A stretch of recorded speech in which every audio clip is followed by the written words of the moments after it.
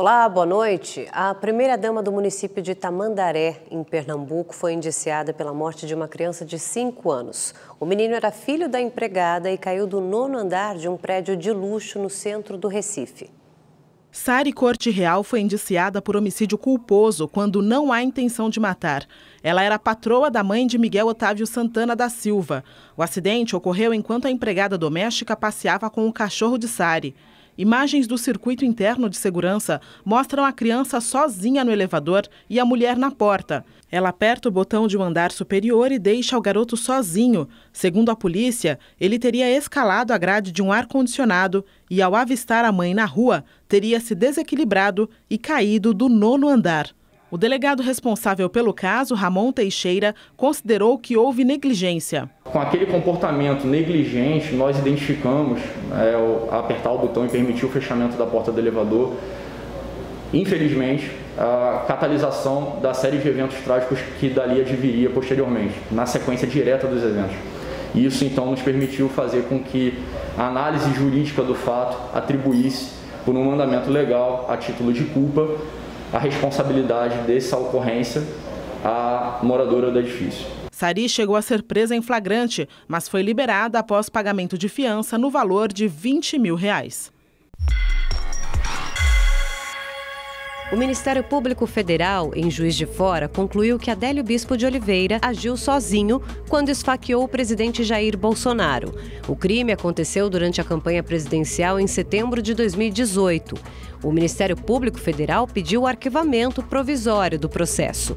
Ainda há uma diligência pendente que depende do Supremo Tribunal Federal. Adélio foi considerado inimputável, ou seja, não pode responder por seus atos por ter problemas mentais. Ele segue detido. O Tribunal Superior Eleitoral decidiu que os partidos políticos podem fazer as convenções partidárias, mas de forma virtual. O motivo é a pandemia do novo coronavírus. Das convenções partidárias saem os nomes dos candidatos que vão disputar as eleições municipais deste ano.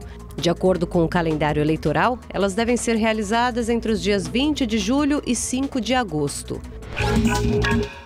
Ministro da Educação, Abraham Weintraub, prestou esclarecimentos no inquérito que apura se ele cometeu crime de racismo em postagens feitas nas redes sociais sobre a China. Na sede da Polícia Federal em Brasília, Weintraub não respondeu perguntas, mas apresentou um posicionamento por escrito.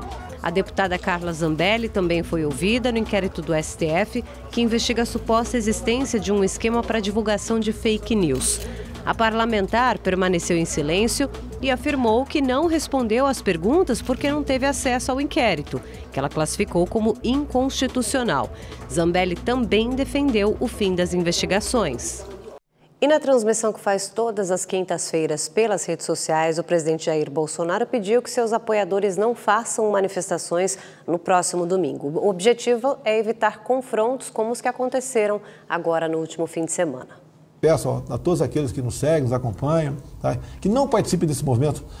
Fica em casa, vai para outro lugar qualquer, mas não participe, deixe-os aí mostrar, só eles, né, o que é democracia para eles, né?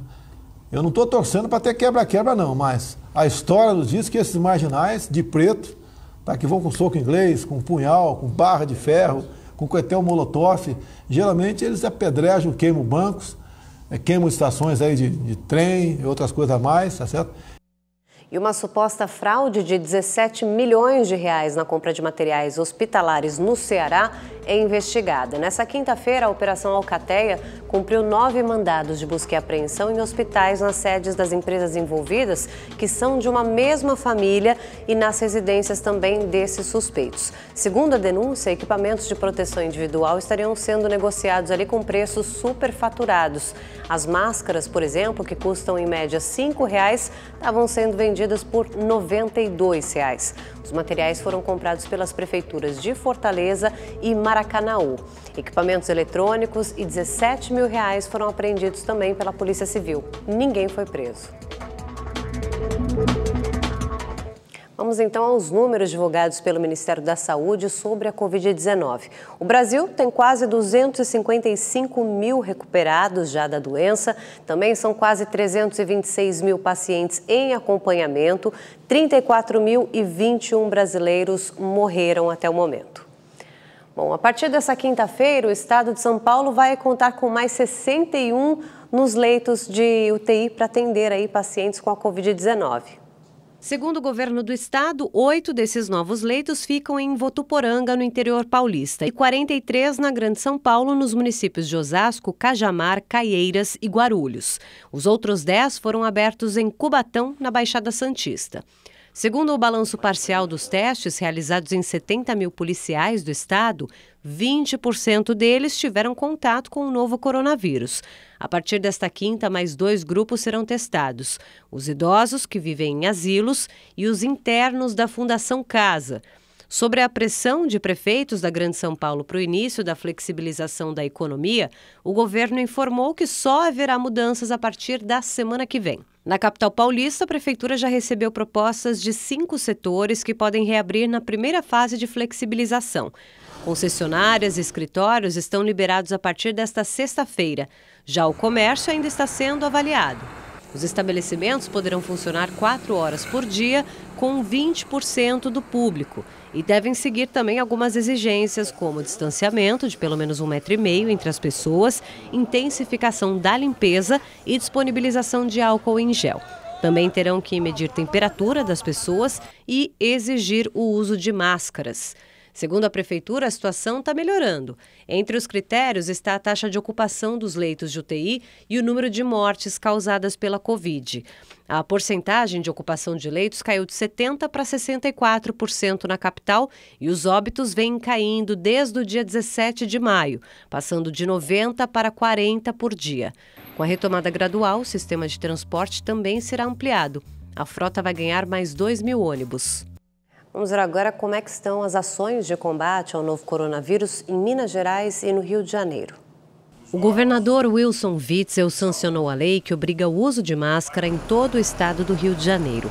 A determinação vale para ambientes públicos e privados. Quem descumprir terá que pagar uma multa de R$ 106, que pode chegar a R$ 1.065 em caso de reincidência. Para as empresas, a multa é de R$ 711 por autuação. O governo também aprovou uma lei que dá prioridade de internação nas redes municipal e estadual aos profissionais da área de saúde, segurança e assistência social em casos suspeitos ou confirmados de Covid-19. Na capital fluminense, 14 mil camelôs licenciados pela Prefeitura puderam voltar ao trabalho nesta quinta. Os ambulantes devem seguir as chamadas regras de ouro, como uso de máscara e disponibilização de álcool em gel 70%. Agentes da Guarda Municipal e da Vigilância Sanitária serão responsáveis pela fiscalização. Deu bagunça? Vamos recuar. Fecha tudo.